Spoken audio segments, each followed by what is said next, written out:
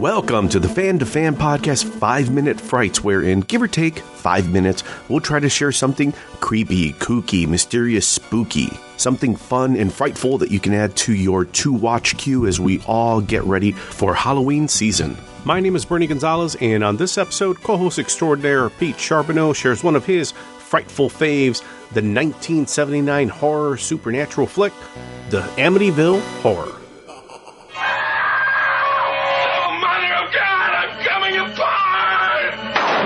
19 days after the Lutz family moved into their dream house, they were running for their lives. What happened to them is an experience in terror you will never forget. And you will believe in the Amityville Horror. This was probably a video rental, probably not too long after it came out, so probably early 80s I saw it. For my young 10-year-old self, scared the crap out of me because it was based on a true story. Similar, if anyone listened to the episode where I talk about The Exorcist, this was another book that I read. I think I read this one after I saw the movie, but because it was based on a true story, I was like, ooh, back when you're that young, you're like, haunted houses, of course, yeah, great. I got to learn all about this stuff. This is, amazing. And yeah, it scared the crap out of me because it was a Long Island-based story. And you grew up on Long Island, and do you remember, the crimes that, quote-unquote, inspired the movie? I don't know that I was really in tune with the actual killing that took place, the murders that took place in the early 70s, the DeFeo family.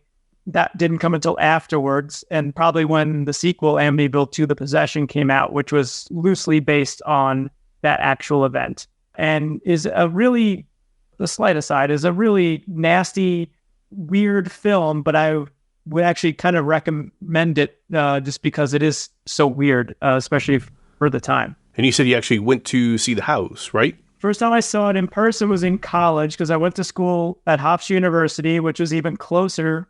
And it was around Halloween, freshman year. So this was probably right before 1991. I had a bunch of people on the floor. We all crashed in someone's room, watched the Amityville Horror. And I said, I know where the house is. We proceeded to pile into a couple of cars. And I led a group of about 8 of us to Ocean Avenue, 112 Ocean Avenue. I think I have the address correct. The house in the movie has the bay windows that look like malevolent eyes. Families that have moved in since have changed that, so they're just square windows. But we knew by the other people milling about the neighborhood that we had stumbled upon the Amityville Horror House. So we just kind of walked up and down the street for 30 minutes or so, just interacted with a couple of other people, and then we went back. Is it a movie that you revisit? When I was younger, I revisited it a fair amount because there were scenes like when I think at the time I thought it was blood, but it's whatever. This is, the stuff is oozing down the walls.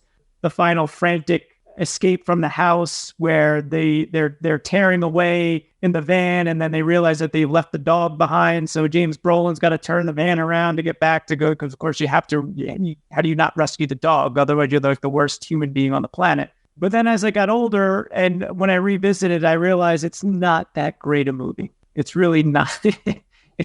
It's not that good. It almost comes across as like a TV or made-for-TV movie. Like, Bernie, you mentioned Salem's Lot, directed by Tobe Hooper, which I think is miles ahead, and that's way better. But it had the same feel. It felt like a TV movie. But you're still recommending this, right? People should still watch this. Well, I think as an artifact of late 70s, early 80s horror, I think it's worth a watch. There are a couple of effective scenes, and I think if you like disembodied voices screaming at a priest to get out of a house, then you should probably check it out. I mean, who doesn't, right? Right?